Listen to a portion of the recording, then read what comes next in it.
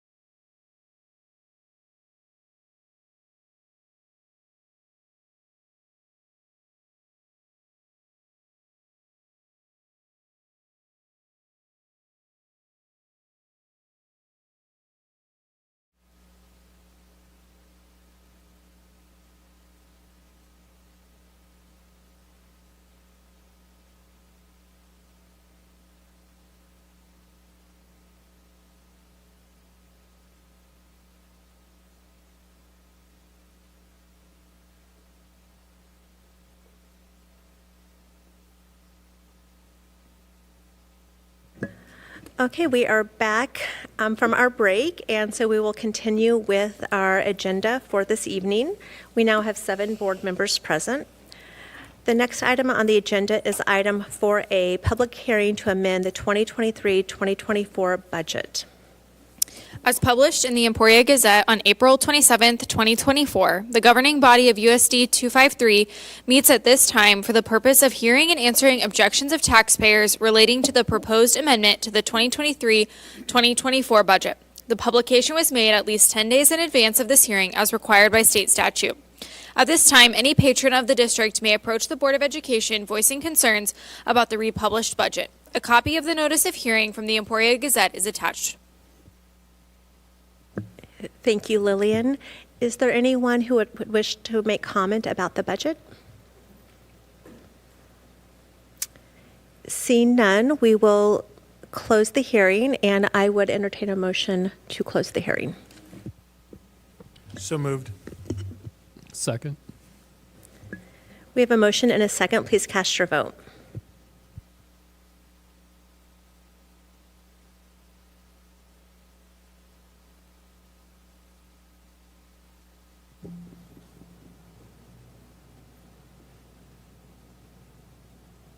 Motion passes 7-0. Thank you. The next item on the agenda is item 5A, recognition of National Teacher Appreciation Week.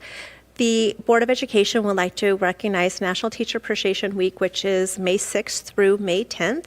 This is a week when teachers get the extra credit that they deserve.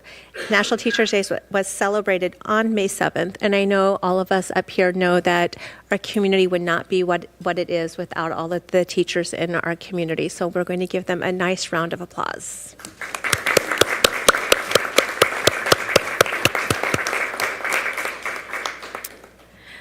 Item 5B, public comments. Casey, do we have any public comments this evening? We do not. Thank you. As a reminder, next item. As a reminder, anyone wishing to submit public comment should fill out the request to submit comment form, which is available on our website, and the form should be completed by 1 p.m. on Wednesdays, the day of the board meeting. Next on the agenda is item 6, consent agenda. What are the wishes of the board? I move to approve the consent agenda as submitted. Second. We have a motion and a second. Please cast your vote.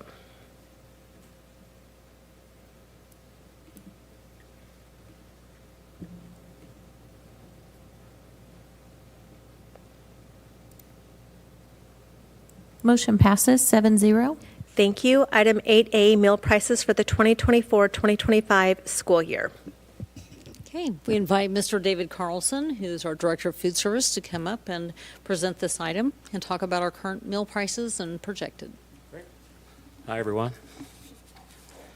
Well, in light of the continued rise in prices, we are recommending an increase in our menu prices for the coming year.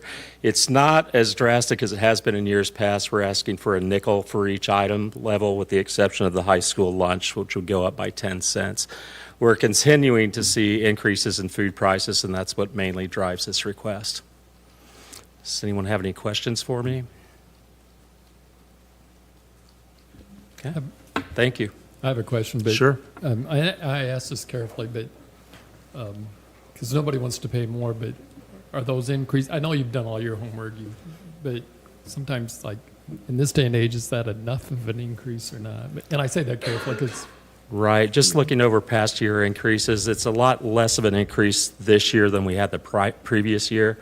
So I'm looking at that, and I also looked at prices across the state of Kansas and what other schools are charging in our same size level, and I think we're consistent with those as well. I think it also builds us in just a little bit of cushion so that we stay ahead of things and we're able to remain self-sufficient. Okay.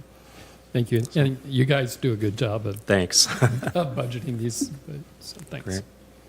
I just had a quick question. Do you recall how much we had to increase it last year and maybe the year before that to kind of put it into some perspective? I believe it was a dime each year. Okay. Mm-hmm. All right. Thanks very much. Great. This is an action item. I will motion, and I'm just going to preface with, I was relieved to hear it was a nickel because when I initially looked at this yesterday, I thought it was an increase of $1. But I was looking at the breakfast to the lunch, not the, so I will gladly approve this increase for the 2024-2025 school year as submitted.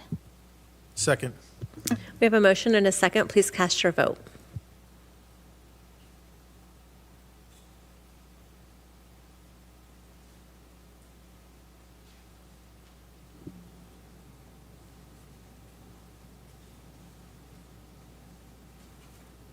Motion passes 7-0. Item 8B, William Allen White Elementary, FF and E. Okay. We invite Mrs. Pam Stranathan, Assistant Superintendent of Business Operations, for this item and the next item as well. Thank you. This is in reference to the bids that went out for when we're asking for MBI to be approved at the $97,000, even though we put in there that it was within the 80,000. It exceeded the 80,000. If we look back on the other bids for the other, this was probably underbid at the time when the scope of the project was put together because the other bids have come in around the 97 to 100. So even though it says it's over that, it's really not in comparison of what it probably should have been bid at. So Thank you. Do we have any questions? I will make a motion to approve the bid from Modern Business Interiors for William Allen White furniture, fixtures, and equipment as submitted. Second. We have a motion and a second. Please cast your vote.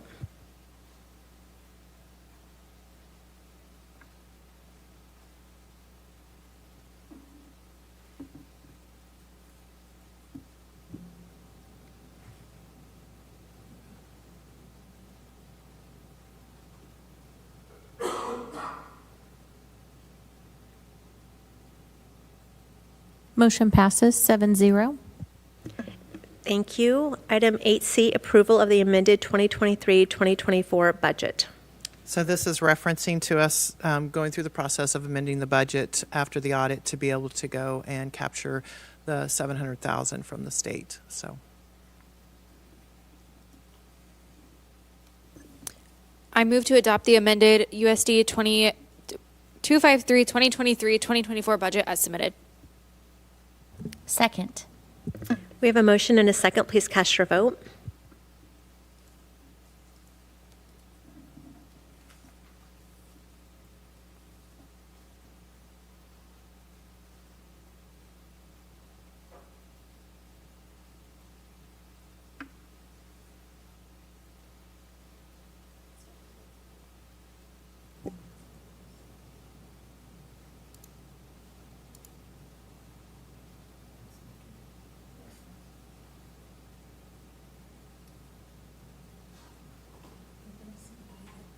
It's really slow.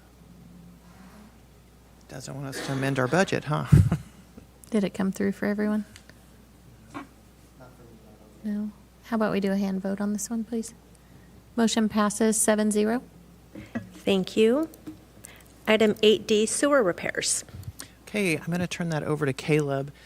Corey is going to be here. He's just running late. He went on a field trip with his son, so he was pretty excited. So he should be here, but Caleb's going to do a great job with that. Well, we'll see about that. A lot of confidence there. Hello. Let's see here. Continuing on with our little book of projects we got going with us. The first one we've got here, I have a quote from P1 Services for the Logan Avenue, let's see here, it'd be the inlet lid replacement for the manhole cover. It was out front. That was that picture in that book that was, the concrete was all eroded. That's a whole like concrete box in the ground. And so we can't just replace the top of it, we've got to replace the whole thing. So in this quote is also we're going to replace that box and the concrete around it, the curbs, the gutter, any sort of grass and planting and all that stuff that they'll also do. Let's see here. This was one of the TBDs in the big book, so it was not kind of factored into that whole thing.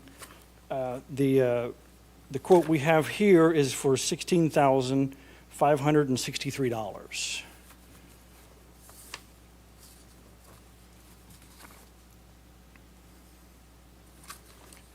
And that would be completed this summer, if approved. Do we have any questions about the Logan repair before we move on to the high school repair? Okay. Up next is the same thing for the P1 service. Has the next quote for the high school. It's kind of the same thing. It's just on a much larger scale. At the high school, it's a much bigger box. And we're looking for a little bit more concrete.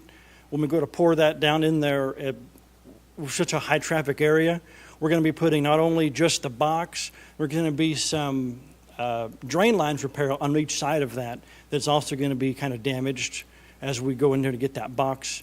This is going to have concrete cap over the whole thing instead of just the manhole cover that it is right now. There's going to be a very large section of concrete to keep that box from moving, such an all high traffic area. So it'll kind of increase the integrity of that box. And that quote came in at, what was it, 161,644. That was also one of those TBDs in that book because we just didn't know at the time what that was going to entail.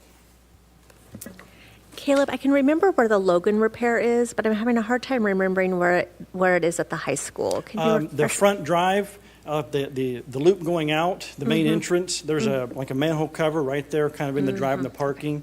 And that's been a contributing factor to a lot of the sewer backups we've been having this year. I Yeah, was the wondering bottom of too. that box is just so eroded, it just filled up with solids and particles, and it's just gone. So that'll hopefully stop all that backing up we've had at the sewers. Great, thank you. Are there any questions? Okay, great. This is an action item. I move to approve the quotes for sewer repairs at Logan Avenue and Emporia High School through P1 Service LLC as submitted. Second. We have a motion and a second. Please cast your vote.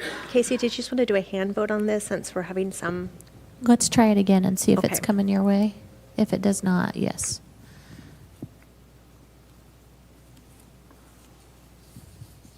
No? Okay, let's do a hand vote. All in favor? Yeah.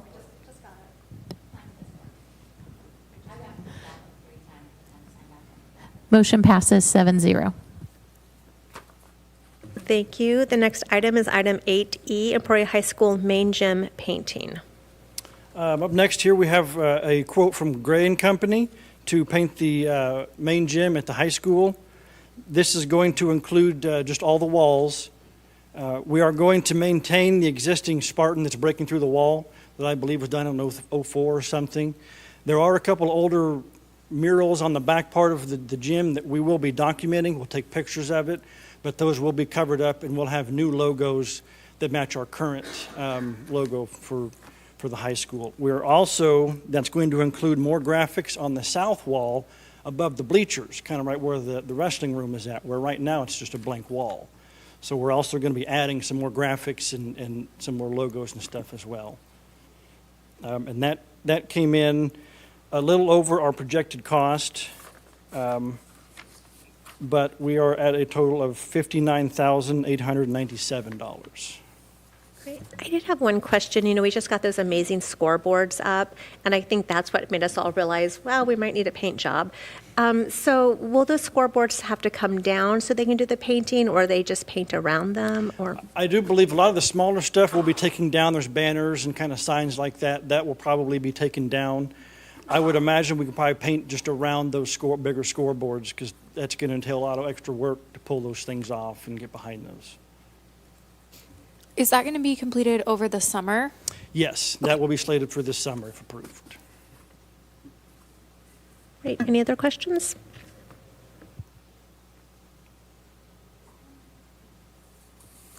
We'll take a motion. I move to approve the quote from Gray Coatings to paint the main gymnasium at Emporia High School as submitted. Second. We have a motion and a second. Please cast your vote. Oh, that was fast.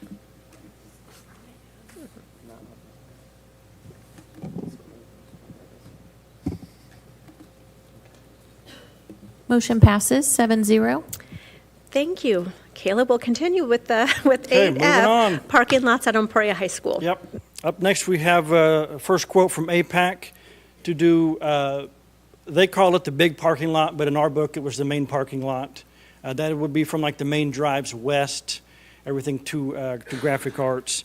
This also includes any curb and gutter repairs that have been needed and done, and also includes striping of the parking lot once the asphalt is laid down. And that quote come out to $604,726.47.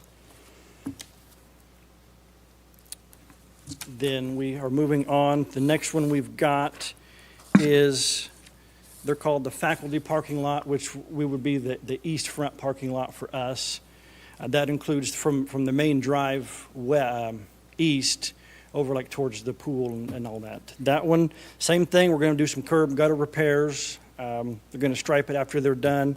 That one come in at $287,628.78. Now these differ a little bit from the quotes that we had in our book, but which was where we drew our line was just not where they drew their line. The square footage is the same. It's just we kind of drew over here, they were over there.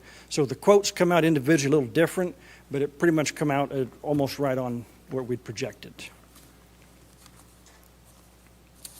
And then the third quote we have from APAC is the cage lot, which is the old tennis courts. It was in pretty bad shape.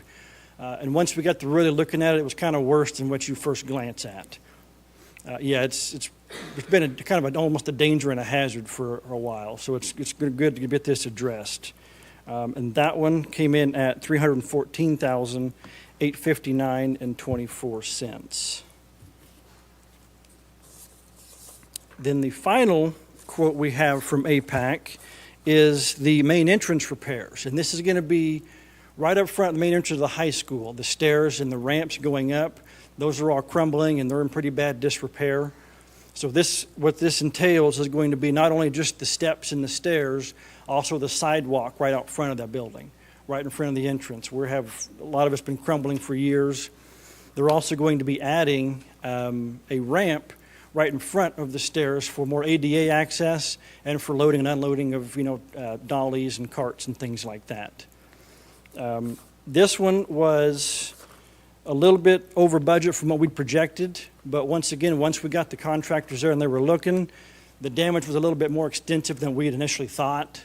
So their recommendation was to, almost what we had was like the Band-Aid, which we don't want to do. So they recommended we go ahead and redo all of the ramps, the steps. We are going to be reutilizing the handrails that are already there. So they're just going to cut those off. We're going to refurbish those, and they'll reattach those to the new concrete that's there. So we was able to save some money there by just reutilizing the handrails. And that one came in at $247, $218, and 30 cents. So that was the only about overage we had there. But once again, we didn't want to just do the kind of the patch job. We wanted to just get the whole thing done and have it done right. Caleb, do you have an idea of the timeline on this? Because obviously this is something that is going to take a considerable amount of time, and Yes. we have to have parking during the school year. Yeah, So do you have an and this idea? will all be done this summer. This summer. Yeah, we've already had kind of plans, and we're going to have a second entrance. We're going to close the whole front of the building down because it will already be closed because they're doing the rooftop units in that area. So we just got to coordinate with the crane and where they're going to be at, and APAC's already aware of all that. So we're just going to pretty much shut the whole front of the high school down this summer. So they'll still be able to use like the library entrance, but as far as where all this work's being done, they really can't utilize that entrance anyways till the roofing stuff is done. So this just kind of fits right in with go ahead and doing that while we're there. Oh, that's great. So just to validate what's here, but all the parking lot in front of the building from east to west, everything will be, Yep. it's covered in here. then, Yeah. So. It'll all be new from the whole front of the building from east to west. It'll all match the back lot now, so it'll all be nice. And all the back lot was done last, All but like the very back loop, kind of back by receiving and all that. That still hasn't been done yet. okay. But I love your enthusiasm, Leslie. It's been your goal to do this. Now that your son's graduating on Sunday, it's happening. I'll still have a reason to visit the high school. Exactly. So unless anyone has an objection, I'm ready to make this motion. I did have one quick Go question, for and it. then I'm going to let you make the motion. So I see that this bid is in 4 different parts, but that doesn't mean that. I just want to make sure that, and I think you've answered the question, but just because it's 4 bids, like they're just going to go boom, boom, boom, boom. They're not. There's not going to be delays between all of the jobs. I mean, they're viewing it as one job, even though it's 4 separate bids. Correct. And part of that was due because, once again, they have to work kind of around the roofers. So they're able to kind of just do sections around as they're doing. We also wanted to wait for the crane and that stuff to leave. We don't want them to come over on our brand new blacktop. So they're going to work real closely with the contractors out there to come in kind of behind all that big equipment. So that way they're not tearing up the new stuff. Is there any, I know they don't know for sure, but like from their perspective, like how many years this is supposed to last? They've been doing a lot with this new asphalt stuff. They're adding a lot more material to it to withstand a lot more heavier traffic. I don't know the exact time frame, but I would imagine it would be quite a while, 10, 15 years. Okay. Okay, Leslie. I move to approve the quotes from APAC to replace the main, east front entrance area, and cage parking lots at Emporia High School as submitted. I second. We have a motion and a second. Please cast your vote.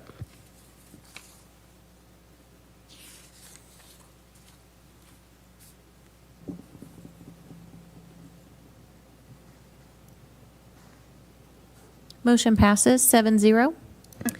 Thank you. And finally, item 8G, Emporia Middle School window repair and replacement. Okay, and up last, we have a quote from AAA Glass for the replacement of the remainder of the 52 original windows in that building. And we're going to be refurbishing 19 of others that have been added since. That's just going to entail make sure the silicone and the caulking and the weather seals are all good. Those will be kind of around the E-wing and some of the newer parts of the building. But the original 52 windows are all going to be replaced then. This quote also does not include the blinds yet. We can't do the blinds until the new windows are installed. Each one of those is measured per opening, so that's going to vary opening to opening. So this quote is not quite what we'd projected. We still have it was $54,000 or so left from what we'd projected to cover for the blinds and anything else that may show up. But that quote came in at $129,276. Any questions? I do really love and appreciate that this bid and the previous bid for the parking lot, they are for Emporia companies. And so I love that we're also supporting them. Yep, it's good to support local. I will say I had such a hard time thinking, oh my gosh, I can't believe those windows are in such bad shape, but they are 31 years old. So yeah, that makes sense.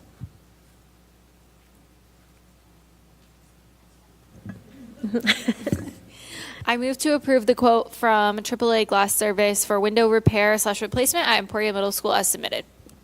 Second. We have a motion and a second. Please cast your vote.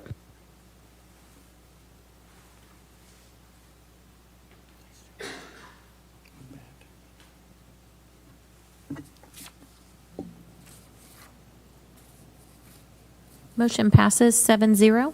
Great. Thank you so much, Caleb. Can I share one thing too that I know Caleb may have been nervous on this, but one of the things too on the sidewalks and also on the asphalt and stuff is to make sure that we keep maintenance on that every year.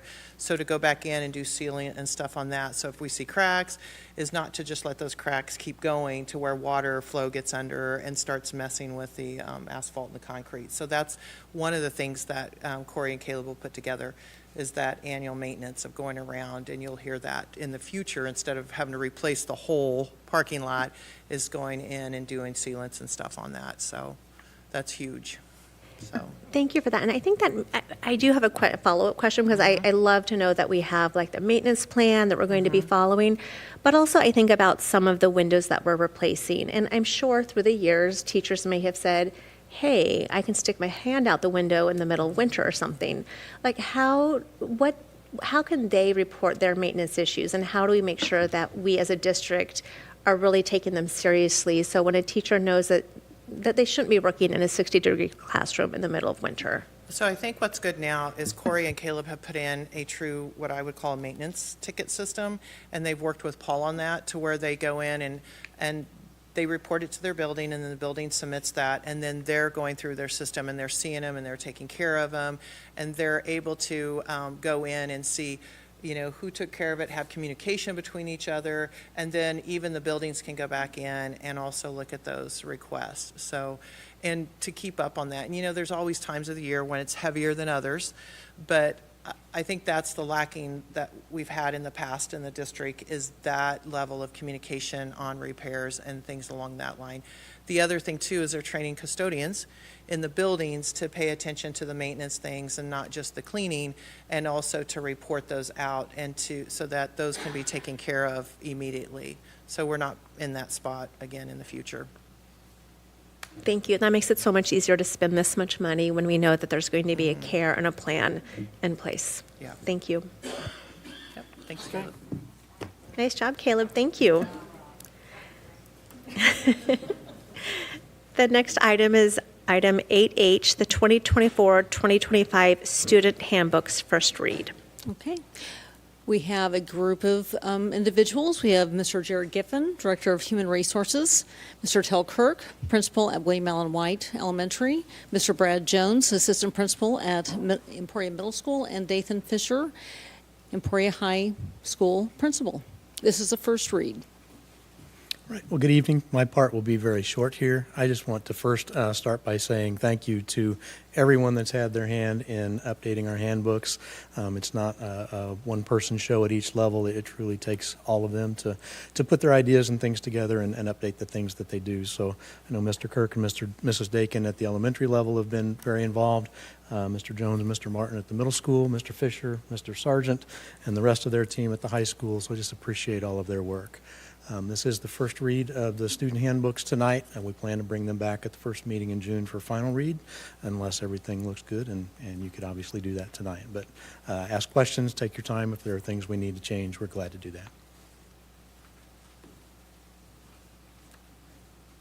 that. Before I get started, I just want to take a minute, and I know that we acknowledged it earlier, but I want to personally thank all of our teachers for National Teacher Appreciation Week, and honestly all of our adults that work in our buildings.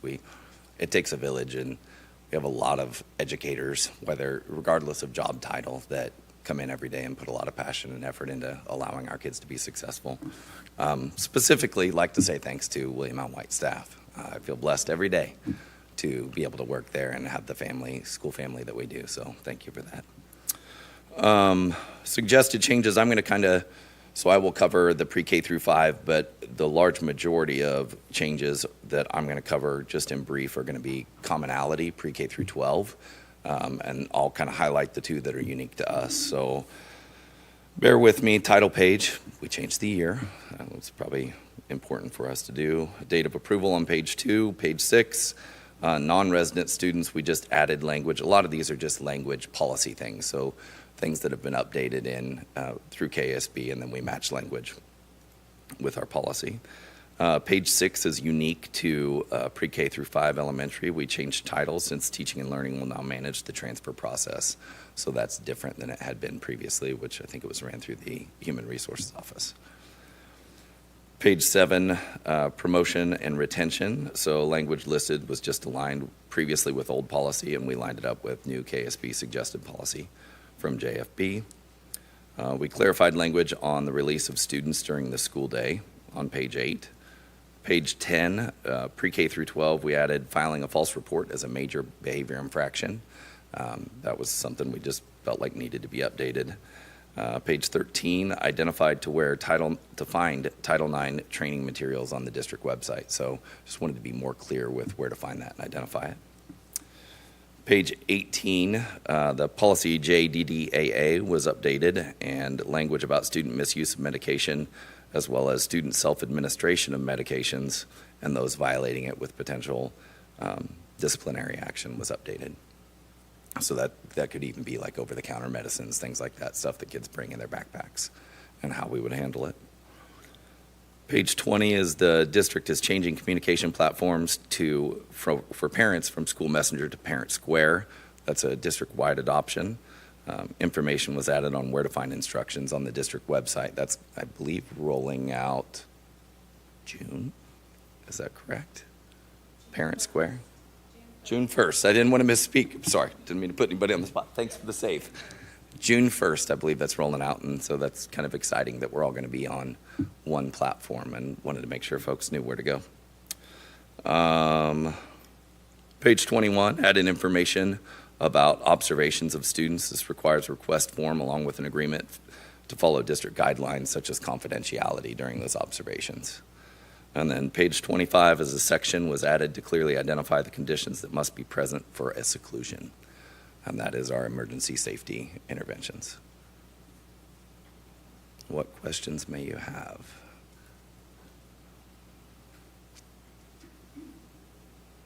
Okay, thank you. Thank you.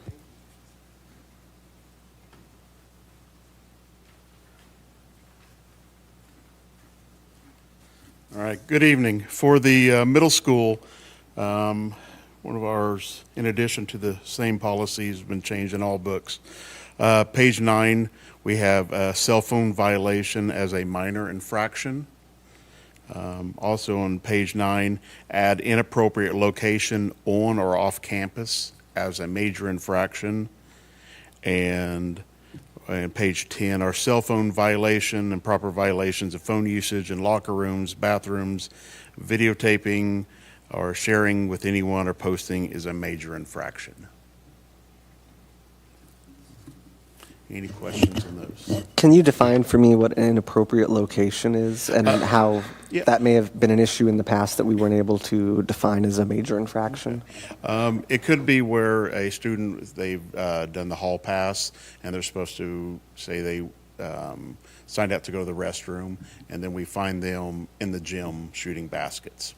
That would be an inappropriate location. There are other that where they supposed to be or said they were going to be.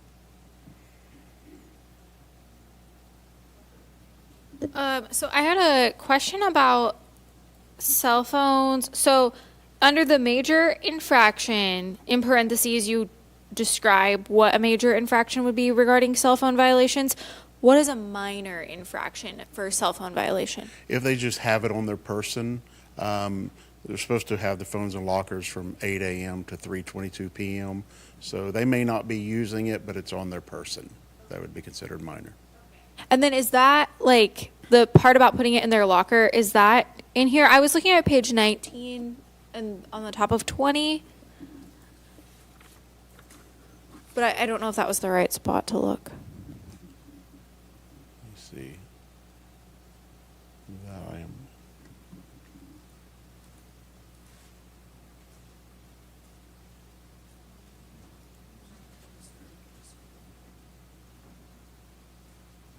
I'm so sorry. Oh, you're fine. Okay. All right. So could you restate your question, please? So. Yes, I was just wondering where in here it was outlined that they were supposed to keep their cell phones in their lockers. Okay. And if it's not in there, should we consider putting it in there? Yeah. Correct. Yeah. Because normally what happens, and I agree it should be, during the first week of school, we have meetings with each grade. We call it handbook talks, and we more specifically outline, and that's covered during that time. But we can definitely make sure we add it in as well. Otherwise, it's just a practice and not a policy, and Yeah, it should and go. that would be hard to. It should go into student possessions. Yeah, we could definitely or add something that. appropriate. I have a question, and I can't decide to ask this question now or later when we do personnel handbooks. So I'm really happy to see that we're adopting a platform for communicating with families, and I know that, I know that there are other ways that families can get messages, like, through Remind Me, especially for sports and everything. So is this going to be like the only platform that we will use, like district-wide? Yes. So not Twitter, Facebook Messenger, not Remind. I mean, there's a number of them, and so it's to ease the burden on parents for not having multiple, if their child is in different activities or in different schools, not having different apps, but then also this gives us an opportunity to monitor as well, and so that ensures the safety of our students and our staff. So if there's any question about what was communicated, we can verify that. Great, thank you. Any other questions? I was looking at the paragraph that talked about, I guess, page 20, but where smartwatches, you can wear them, but you can't use them for communication. How easy is that to monitor? It's fairly easy. It's pretty obvious if they're using them for something other than checking time.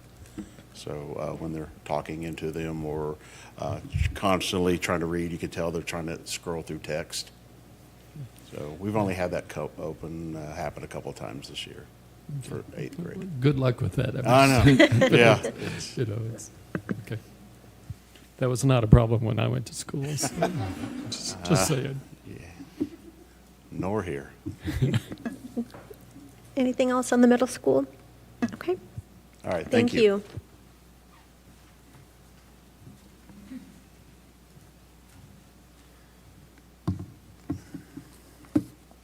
All right. Review some high school changes. You'd see throughout that in the past we've had Friday schools or Wednesday schools. We're doing away with Wednesday schools. Attendance is extremely poor on Wednesday mornings, so we're going to just stick with Fridays after school. You would also see that we added some language about recording fights or those types of things near school grounds or on property. We added that into some of our infractions. You will also see in there that we did change a little bit of the phone guidelines. That says page 13, but it's actually page 14. Some more of that smartwatch, wireless headphones, electronic devices. Really trying to push it to where students' cell phones are silenced and in their backpacks. We also added on page 13 a point about alcohol coming to school under the influence or recently have consumed alcohol. That would automatically result in a out-of-school suspension, whereas before there was some variance there with how that was handled. Page 14. Okay, we're good with that one. Blankets. We had a problem with blankets. There's health concerns there, but there's also you can completely hide your body, and that's not what we would prefer. Students walking through the building, hiding all of their belongings or what's underneath them. So it's more of a safety piece. Then we get into some absenteeism, which is what you guys kind of talked about tonight. And really started putting maybe more focus on tardies than you would look at maybe excused absences or unexcused absences. When you look at the actual handbook, we tried to put some things in more of a table format instead of written format. Some of that's just for looks. It's a little bit easier to interpret maybe a table than it is when you have a bunch of written language, 1, 2, 3, 4, 5, 6, 7, 8, whatever. But with our tardy policy, I'm going to make sure I highlight it for you. Let me get to the page.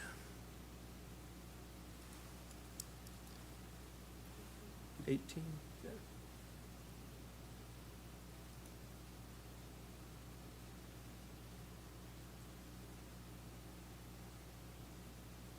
Yep, 18. So there's some changes here that I want to make sure I point out so that you're fully aware of what we're recommending. To start off with, I met with department chairs, and I went through this with site councils as well to kind of see what they think. We looked through many handbooks similar in size to us, schools, about their tardy policies. One thing that I think we need to have a better focus on at the high school is tardies, and I have some data for you on that if you actually have some questions about tardies. But we're proposing that after a 20-minute mark in a class, it's no longer a tardy. You're actually going to be considered absent. Right now, if you have a 70 to 75-minute class, you could show up at minute 60 and be tardy. I don't believe that that means you were really present for that class, and so some of the handbooks that we went through for other districts ranged from really 10 to 20 minutes after that bell rings for that class, then you would be considered absent. And kind of where we fell is that we landed on that 20-minute mark to start off with this type of approach. Another thing that we're adding in there is the number of times that a parent can excuse tardy or give their student an excuse tardy. We're limiting that. We would like to limit that to 3.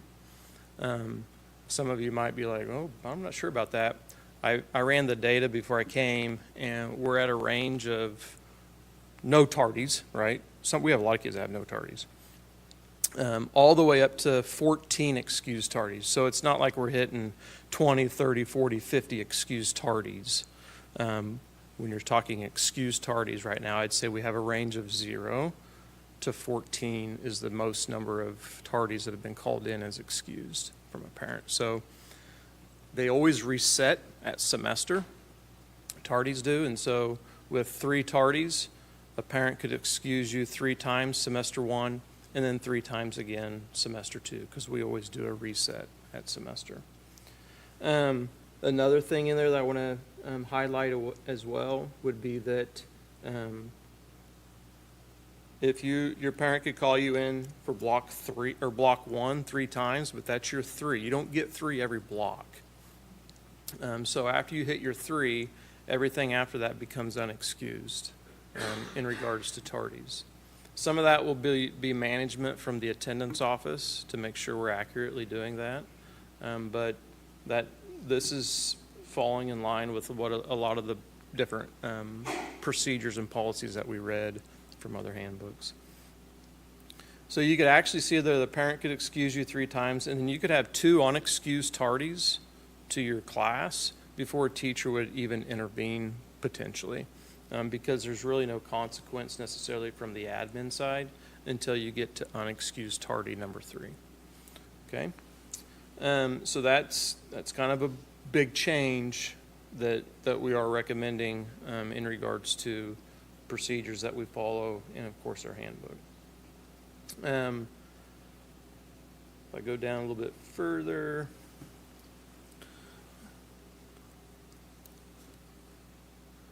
a lot of the others are just some policy additions that were recommended. Page 29 and 30 is regraduation. You guys approved that. We just made sure we had that added in. And then we did clarify some things for off blocks for seniors.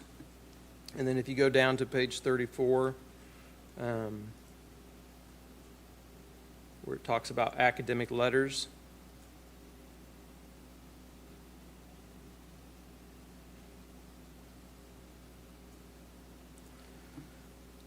It was pretty vague before, and this was another one that we looked through some different handbooks and what some different schools do in regards to academic letter. And as you can see there, the 3.5 GPA, that's always been there. We clarified some language there about 2 semesters for an academic year. There was some confusion with people before that, well, if I meet everything my spring semester, then I meet everything my fall semester that next year, do I get my academic letter? And so what we did, we're trying to get this grouped into it's a year. And so your freshman year, if you meet the standards for semester 1 and semester 2, then come your sophomore year, you would receive your E. It's an E patch if you're not familiar. And then you would also receive your bar for your initial lettering. Then, after your freshman year, your sophomore year, you would have to have your 2 consecutive semesters in order to get your academic bar for your sophomore year, and that would continue into your junior and senior year. You might not get it your freshman year, you might not get it your sophomore year. You can get it your junior year and your senior year. You might get it your freshman year, not sophomore, junior, but you might get it senior. Okay, so we tried to put some points in there to help clean some of that up. There is one on there, number 2, that you might think, well, so you're saying that you have to get A, B's, and C's in order to get to be part of the academic letter. Well, if you figure the grade point average for, we have 8 blocks, you could get all A's and an F, and you would still have a 3.5. However, just being transparent, it's my personal opinion that I don't know that you would actually need an academic letter if you're failing classes. And so we put that in there as well, that you have to have the 3.5, plus you have to have A, B's, and C's. D's and F's will not allow you to have an academic letter. And that was something else we added in there. And so really everything that they've shared was, some general changes, but the tardies and that academic letter, I think are 2 that I really wanted to make sure I point out. Okay.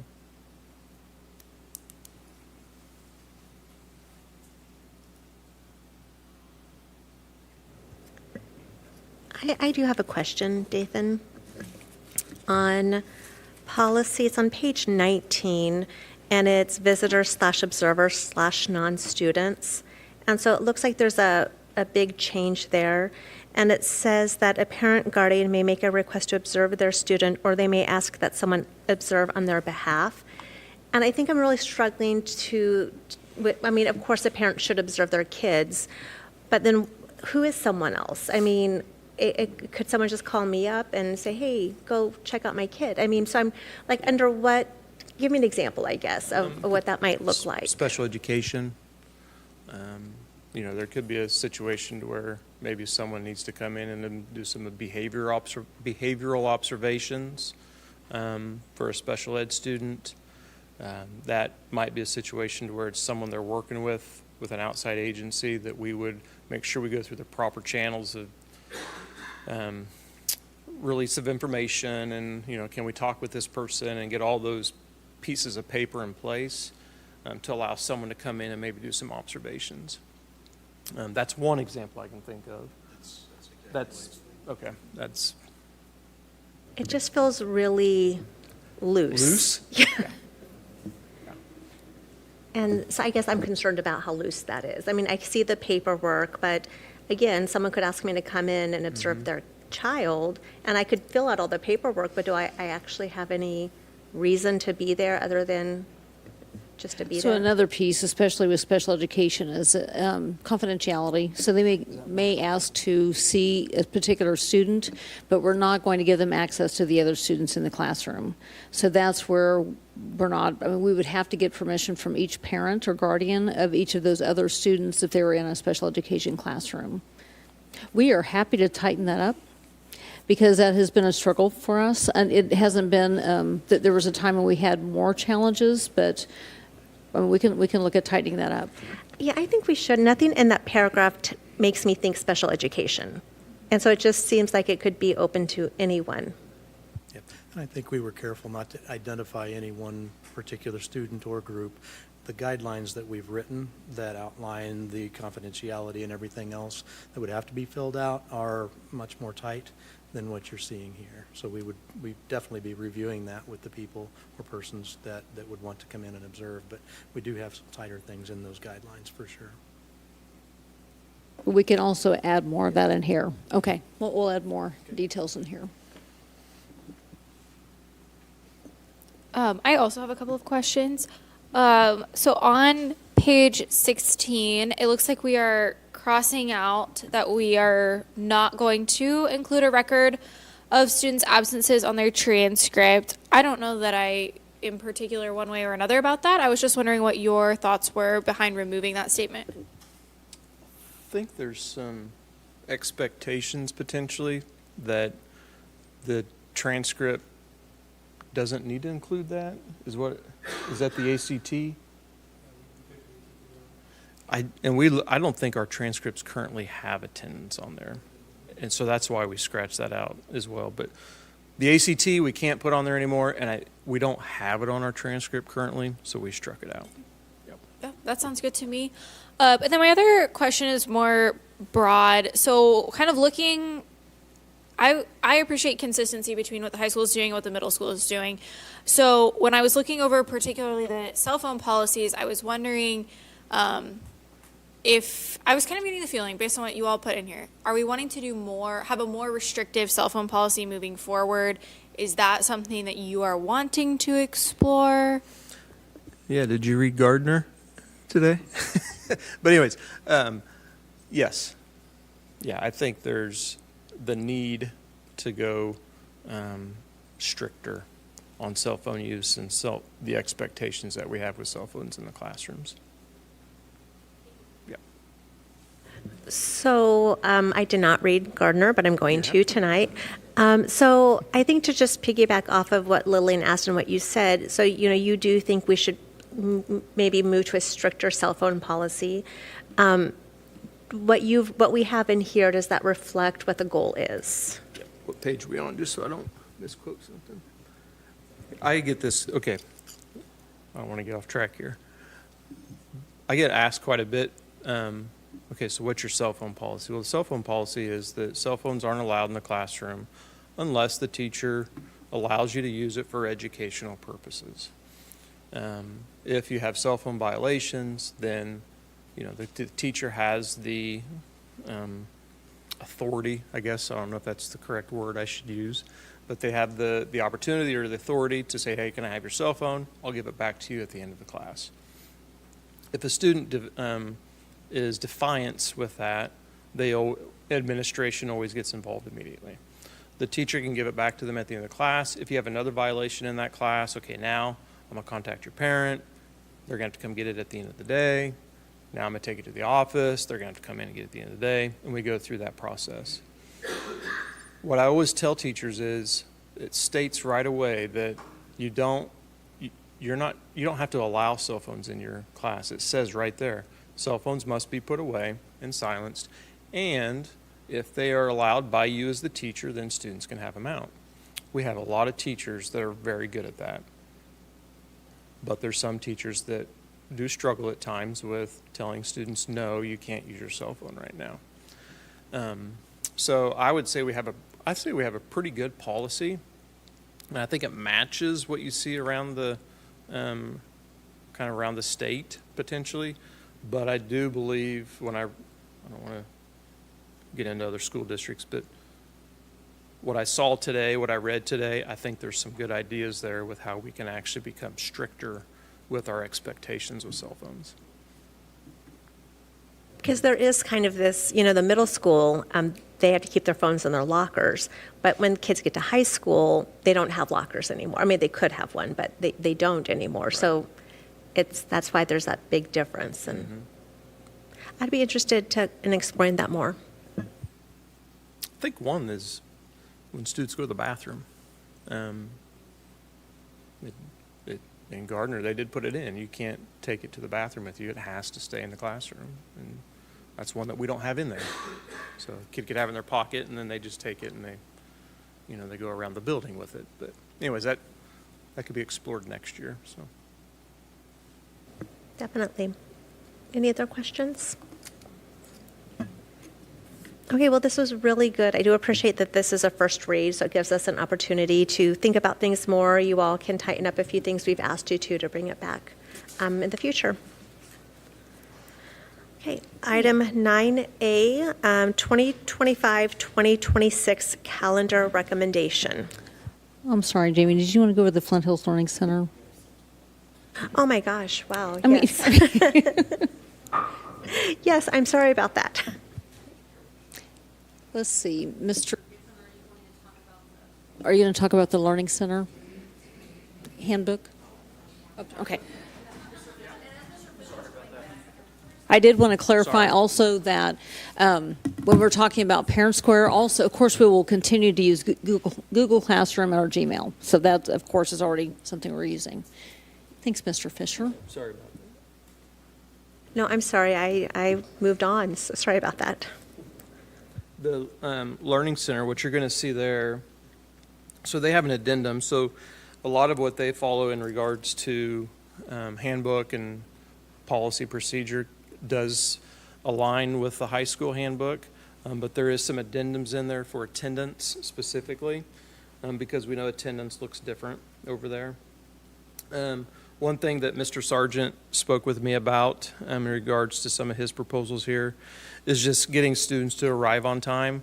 Kind of starts falling back into that tardy conversation of, over there he has students assigned from I think it's like 8 to 10:30, and then he has another group, and then he has another group just to rotate kids through because of space.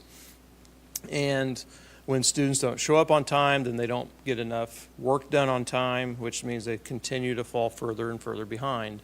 And so one thing that he's tried to do over the last couple of years and what he'd like to continue doing is just kind of tightening up on the expectations of showing up on time, doing your work when you're here. If you're going to come and you're going to attend, but you're not going to do any work, were you really here? I think we had that. I remember having that conversation with Jeremy here a couple of years ago.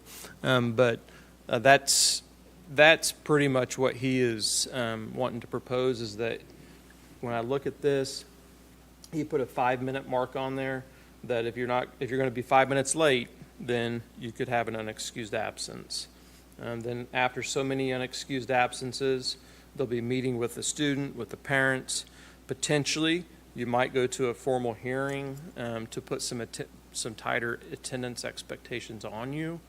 After so many absences, or unexcused absences, then you could actually be looked at being dropped, and we would return you to the high school. So that's pretty much a summary of his changes. Any questions?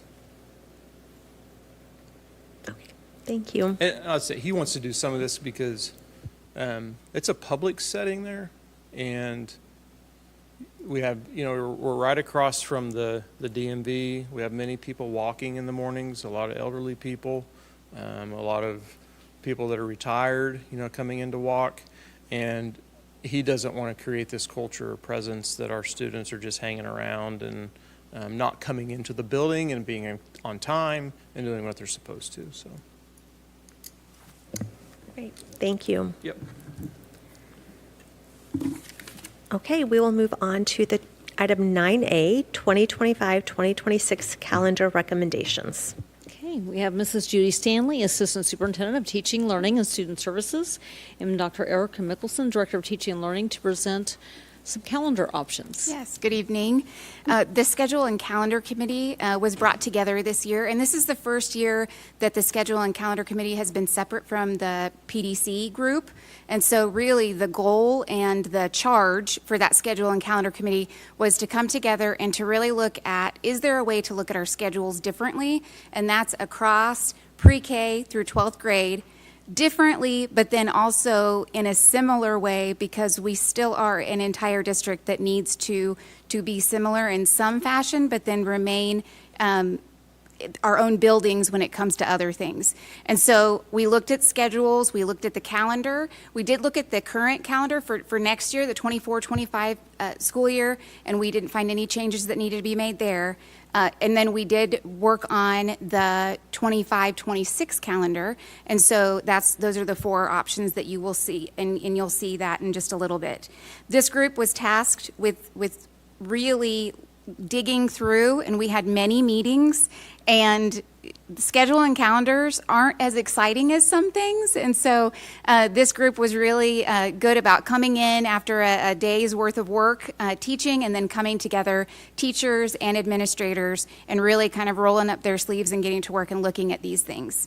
The first part of the year was focused on the schedule, and then the rest of the year, especially March and April, was focused on those 25-26 calendar options. So the committee created 4 calendar options that we had sent out.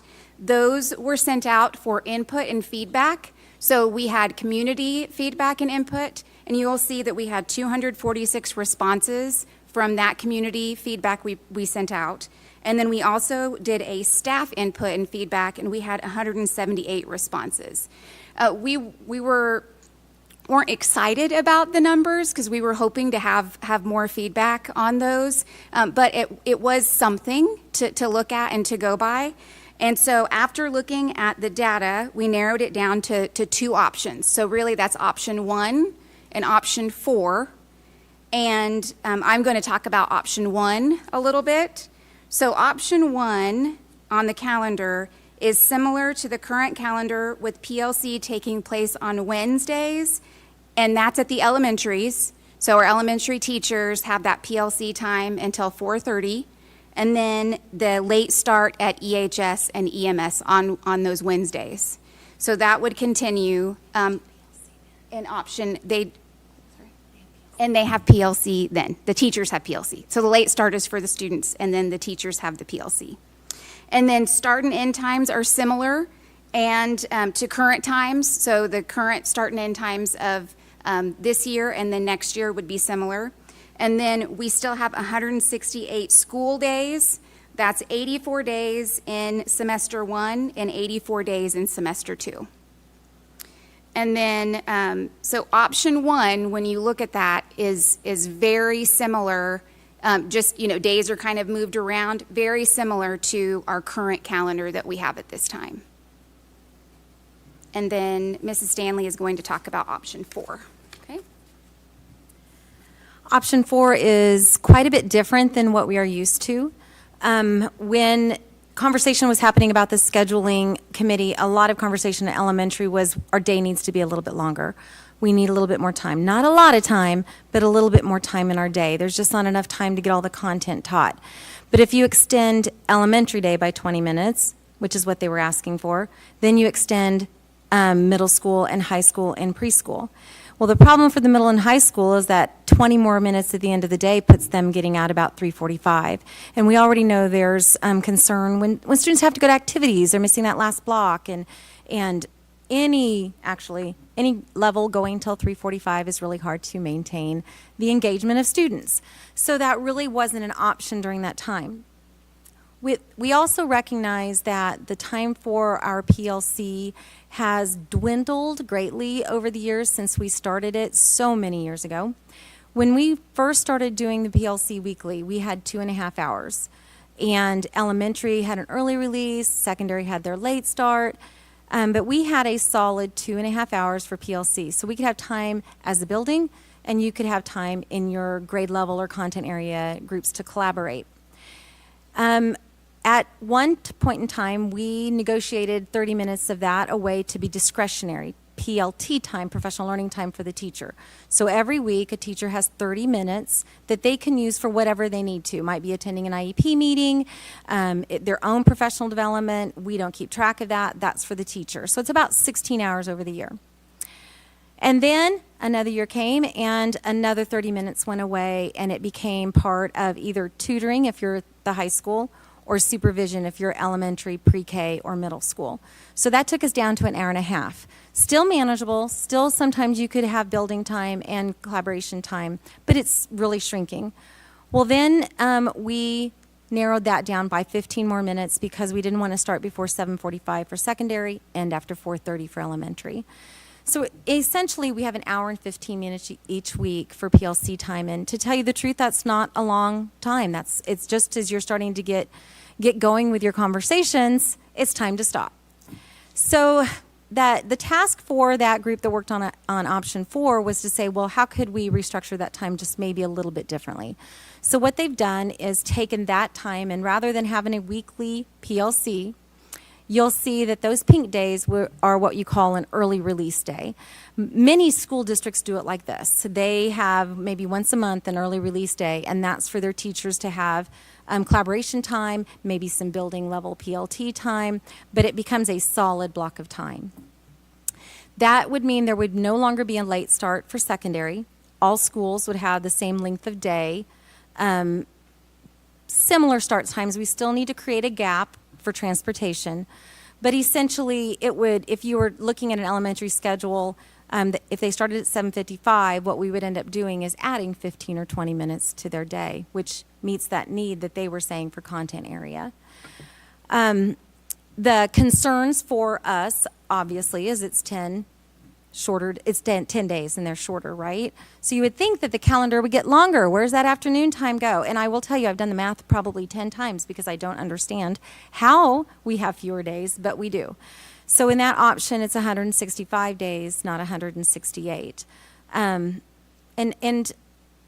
I guess there's two ways to look at that. Is 3 days shorter, is that going to make that big of an impact on academics, or having 20 more minutes for the day, especially at the elementary, for consistently for 100 and some days, is that going to have a bigger impact?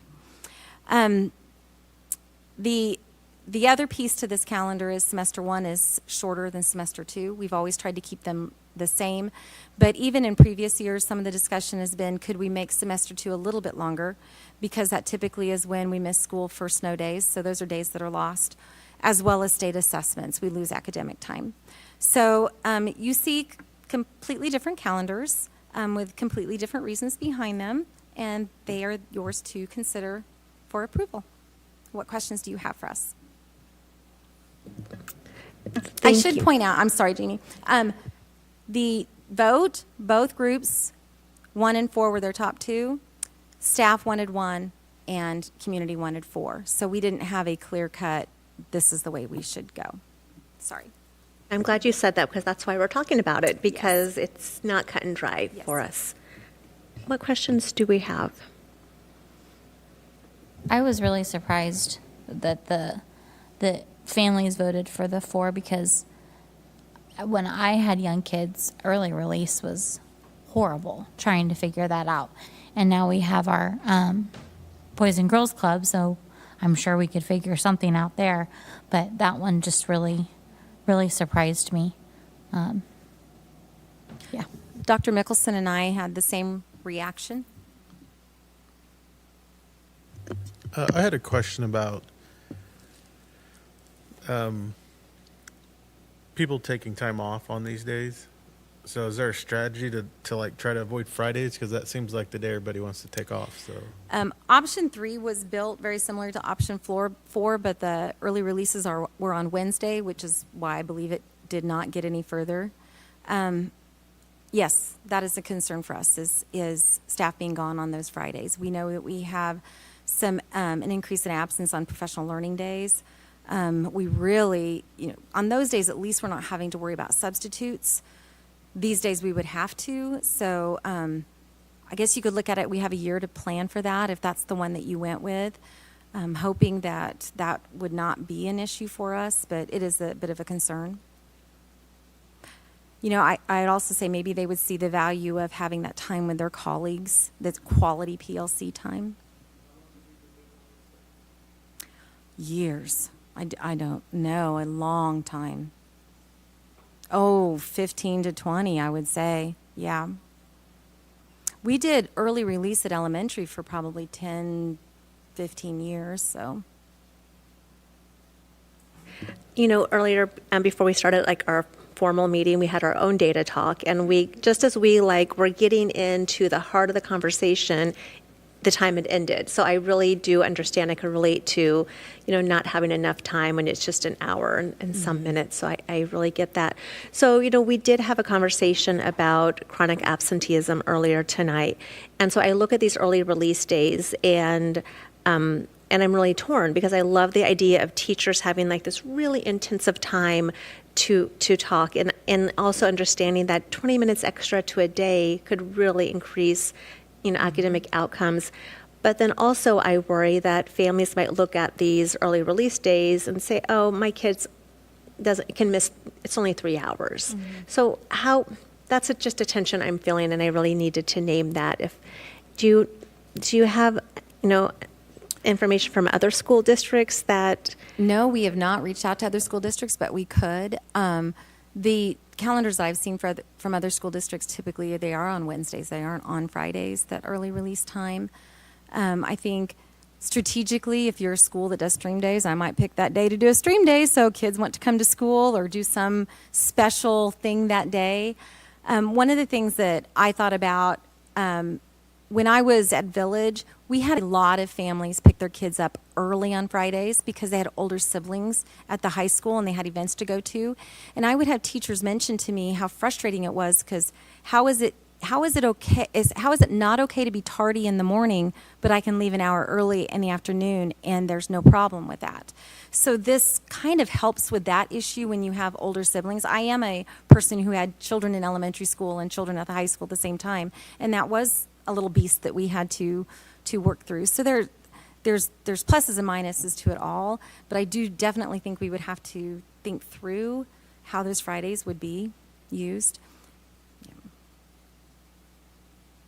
Another concern I have with the calendar number 4 option, given our talks on tardiness and chronic absenteeism, is moving that start time even 5 minutes earlier when kids are already late.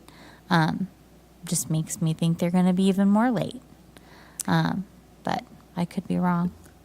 I was surprised that more community members voted on this calendar than our team. Mm-hmm.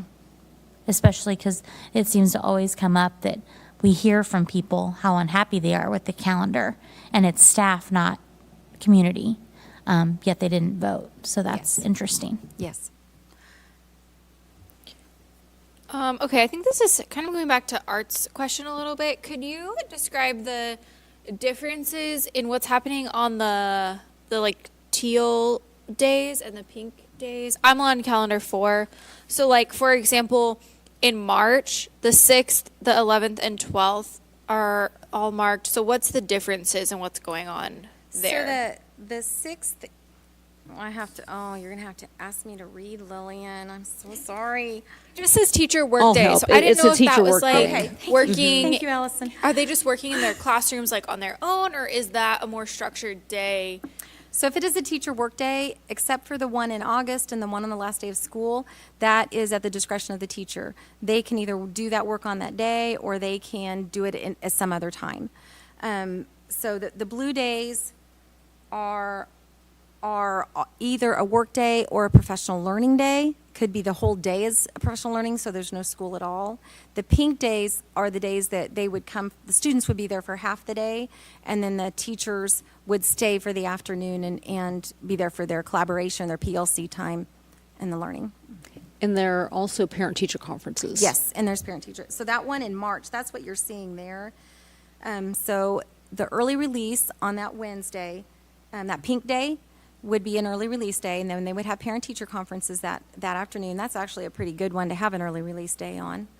And then the next morning, the 12th, is actually parent-teacher conferences in the morning, and then they're off, and we roll into spring break.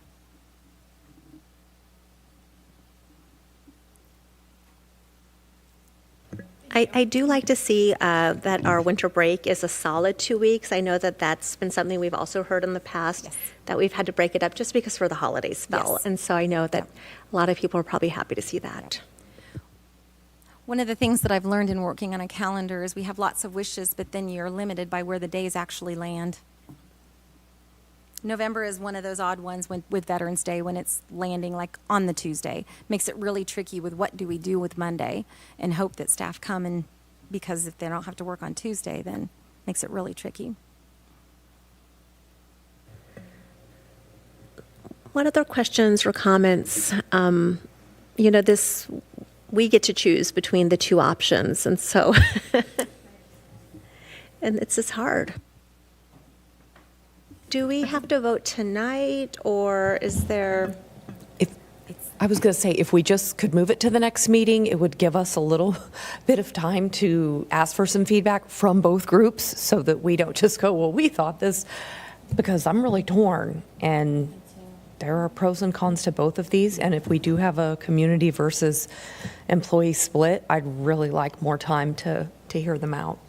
Well, 25 to 26 doesn't start in August, so I think we Right. have a little time. Right. Well, I think that would be good because we could probably get some attention perhaps after tonight's news coverage, and maybe folks could actually have an opportunity to look at it and say, hey, now's the time to let your opinion be heard, and we might get some more feedback. So maybe KVOE and the Gazette can be sure to highlight this part tonight.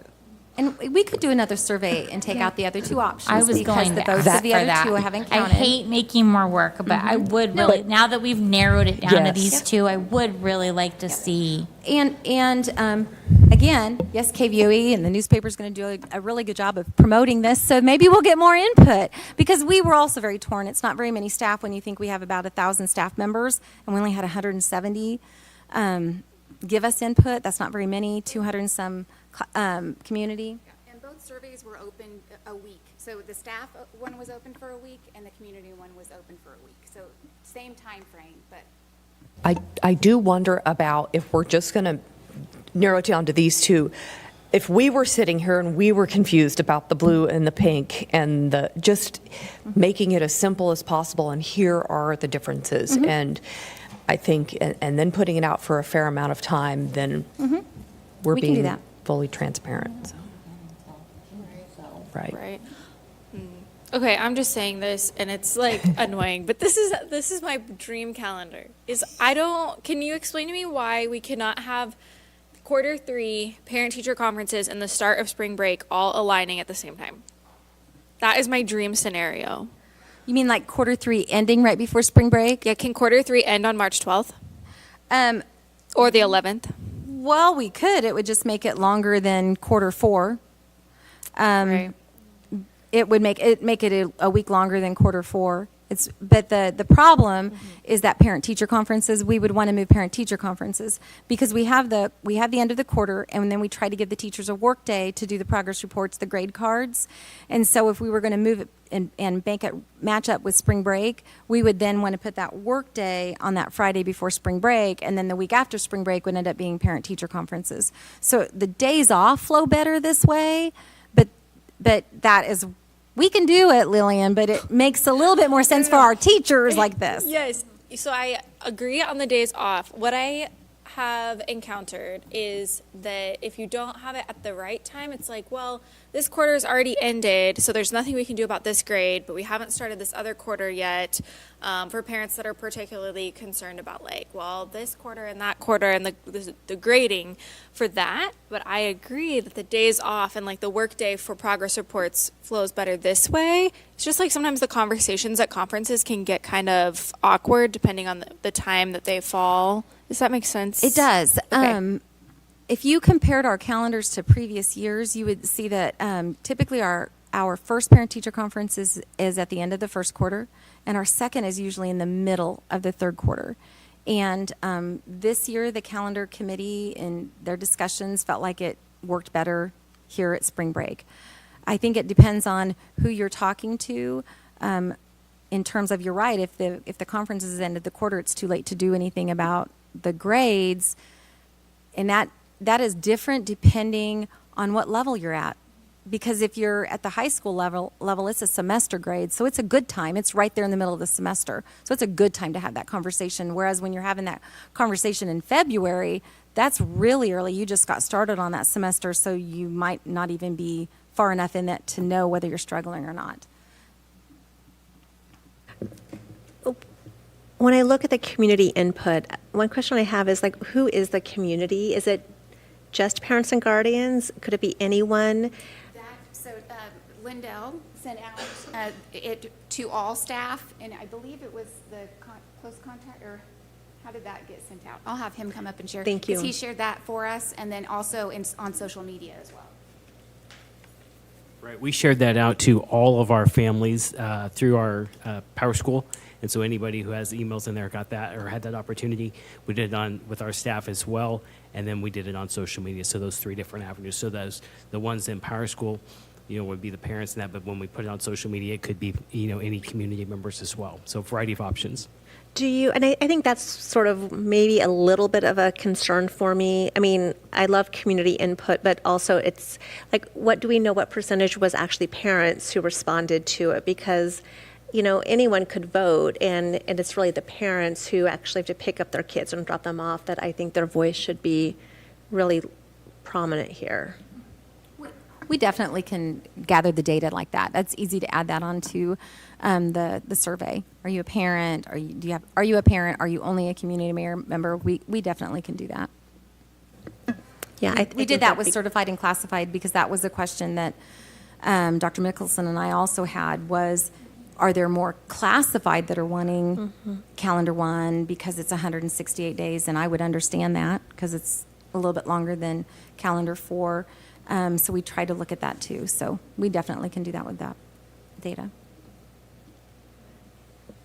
Just to clarify for my purpose, early release days match up with on the one where it says partial days. Yes. Yep, so Yes. So they're actually getting out quote a half day. It's not like a couple hours. No, it would be, I actually, about 11:25 they would get out, depending on what their start time is, around 11:30, except for one day, because it's just how the minutes land, they would get out right about 11, which would probably be the last day of school. We would be strategic on where we put that.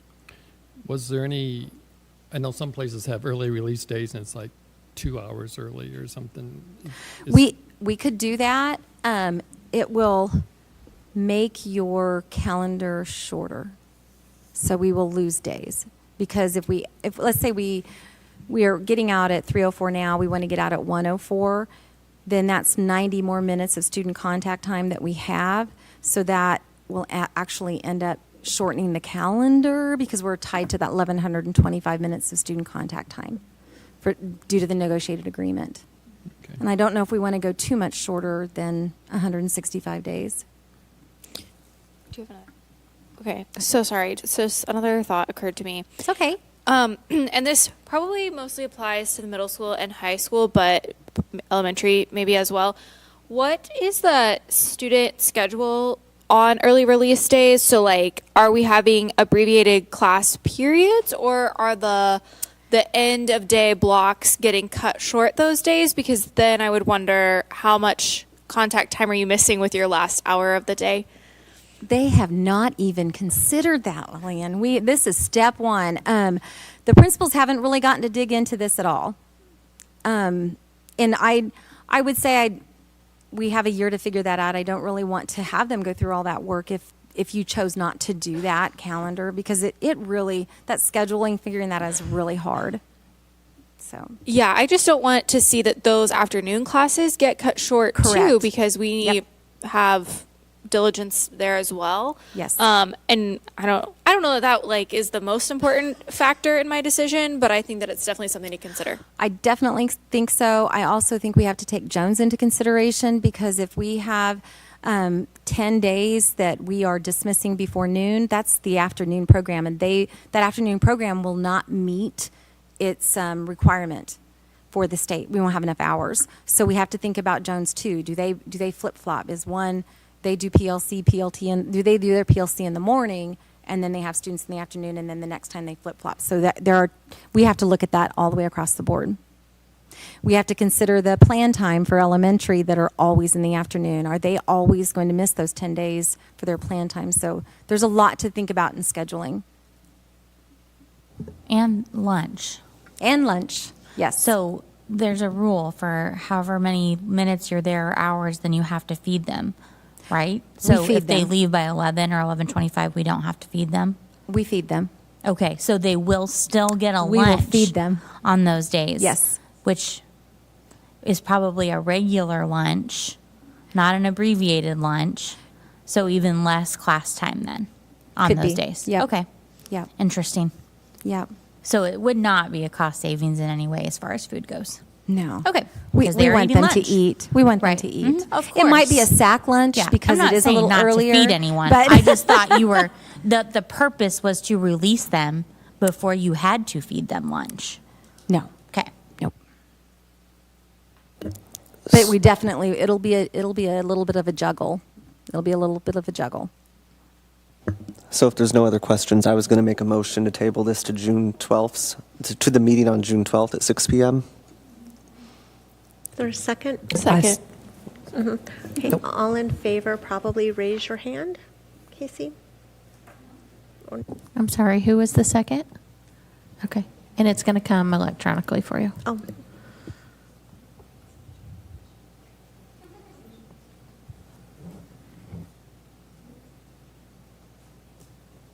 Thank you. Thank you. And thanks so much for being flexible on this. Sorry we can't vote tonight, but I think we'll be better informed. Okay, item. Hold on. Jen and Grant, did you get it?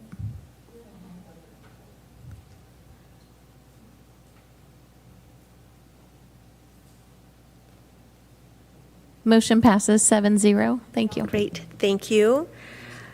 Item 10A, Kansas Avenue School Building, next steps. Okay, first of all, yay. So we're able to sell the building. The legislature did not, well, they didn't act on it, so sign die happened, and we have confirmation that we're able to proceed. So now the question is, what would the board like to do? When we had Maynard, we put out RFPs for local realtors to provide proposals, and then the board to choose which realtor to potentially broker a sale. So what are the wishes of the board?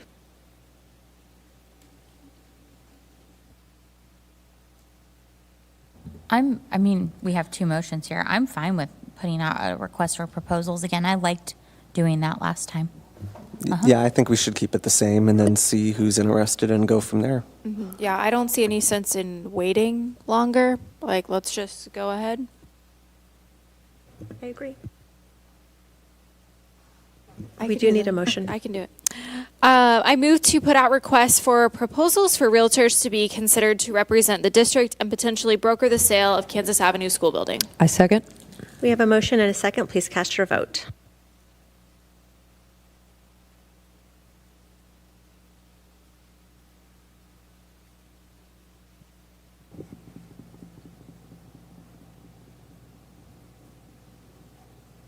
Motion passes 7-0.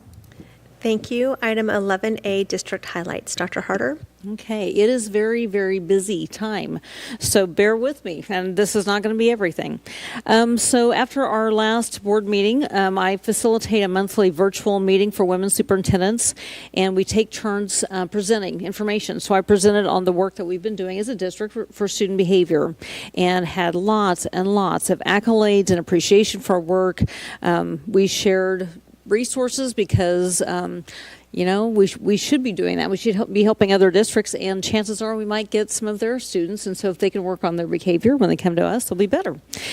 So just really highlighted the work that our teaching, learning, and student services, our principals, student support specialists, and staff have been doing. So that was very, very well received. We had swim and dive senior night. There's been a lot of senior nights going on. That night on April 25th we had a lot of lightning, a lot of storms. We had a team from Garden City, and they were being very patient as they were waiting, but we had a nice senior night that night. The next morning, the next day at noon, we had transitions picnics. So our 18 to 21 program have that once a year and invite special education coordinators, principals, superintendents, and then we have an opportunity to have a picnic with the students and their families. And so it's always nice to talk to them and for them to take pride in everything they've been doing. The senior award ceremony, we had a lot of community scholarships and honors. It's really nice to see our community so invested in giving out scholarships and giving background, and how many students we had being honored. So that was very, very nice. Afterwards, seniors visited each elementary school that they attended, and if they did not attend an elementary school here, then they chose which elementary school to visit. Some of the favorite, I went to Walnuts, and those are my students from kindergarten all the way through 5th, so that was very nice. Some of the memories that they had included the watermelon feed, field day, and then recess. One of our students talked about hitting his head so hard on a basketball goal that we could hear it from the office. I think you might know who that is, Leslie. We did have, we had some cute questions from our Walnut Elementary students, and one of the questions was advice on how to graduate. Love this answer. So one of our seniors explained that it is important to understand that you begin working on graduation from the moment you enter kindergarten. Oh gosh, it was, anyway, very sweet. I was talking to Terry Lance, who's a strategist, before then.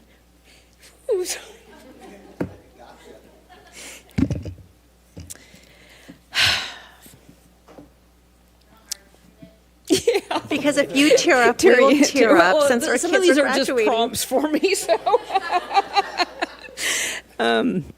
Terry Lance is a strategist. Before we were waiting for the seniors, she was celebrating that a second grader she has been working with, who went from 2 words per minute in September to 71 words per minute as of that day in April. So, just awesome job.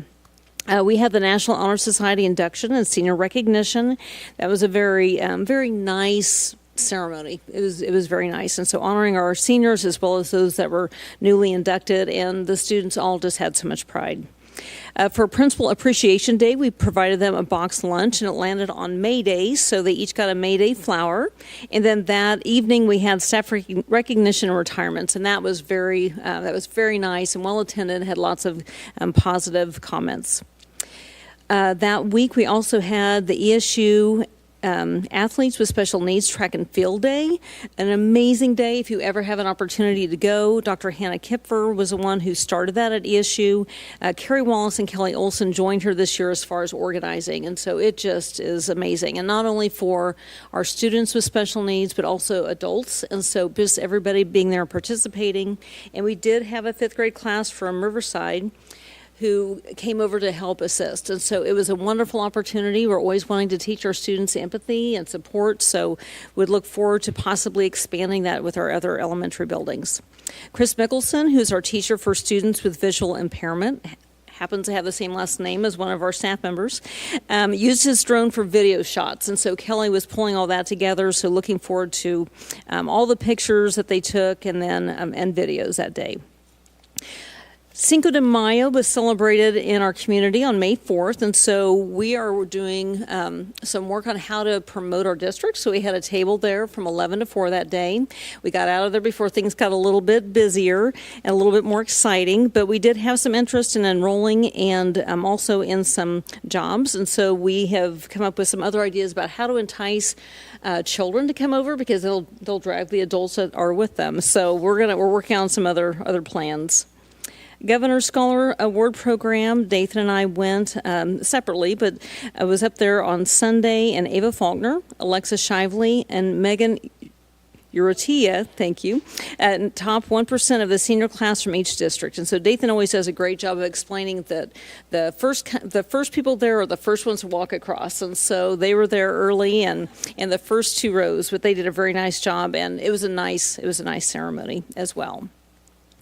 Let's see here. Today, we had Marketplace, we had graduation with Tyson through the Flint Hills Learning Center, and we had 6 students total. 3 students were younger and had dropped out and said that if it wasn't for the Learning Center, they wouldn't be able to graduate. So they will also walk on Friday during the Learning Center graduation, so that'll be really nice. And then also just wanted to do a shout out to Elvia Gonzalez and Rhonda Hajier, who are their teachers at Tyson. So they work during between shifts or during their lunch period to catch up on classes. And we had a transportation retirement with Joyce Miller, and we were talking, and she worked at Butcher. I didn't realize that she and I worked at Butcher at the same time, which was mid to late 90s. And she said, and so we were just talking, and I said, does that make you kind of, how do you feel with Butcher being leveled? And she said, it makes me kind of sad. I really wish I had a brick. And I said, I bet I can get you a brick. So I, with permission, I did get her 3 bricks. And so I took that back to transportation. So Michelle responded and said that she was very excited about that. Dennis Hook, we were just having lots of chatting time. He's one of our mechanics, and so he was just talking about that he really appreciated the transportation's leadership and how appreciative they are of him. So they were very, they have a great community there at transportation.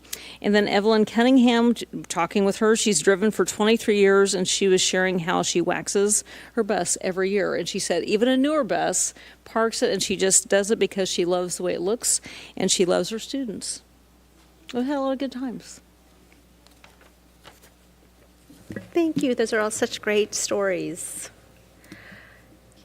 Next item is item 12A, executive session.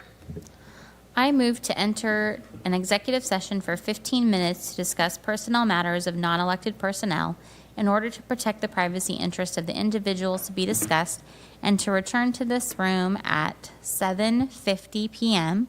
Superintendent Dr. Allison Harder, Assistant Superintendent of Business Operations Pam Stranathan, and Director of Human Resources Jared Giffen are invited to join the session. No action is anticipated.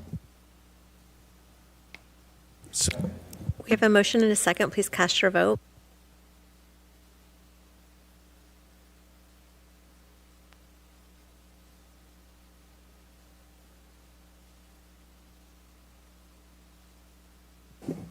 Motion passes 7.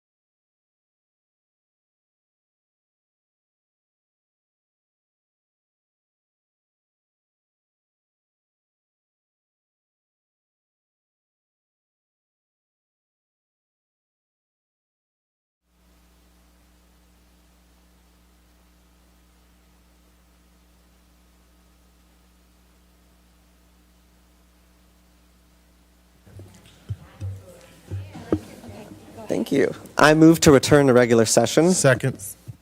We have a motion and a second. Please cast your vote.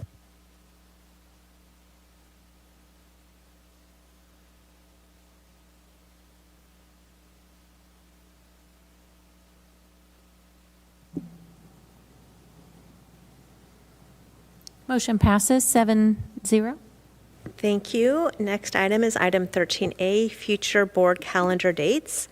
Lots of graduations. On Friday, we will be celebrating with the Flint Hills Learning Center graduates at 10 a.m. at the Granada Theater. On Sunday at 3 p.m., we'll be at William Lindsay White Auditorium for that graduation. Our next meeting is on Wednesday, June 12th at 6 p.m. right here at Mary Herbert. We will have a day-long retreat on Friday, June 14th, starting at 8:30 a.m.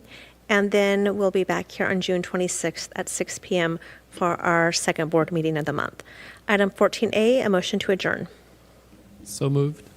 Second. We have a motion and a second. Please cast your vote.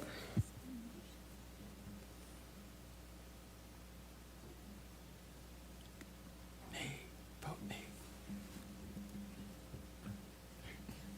You're slow. Motion passes 7-0.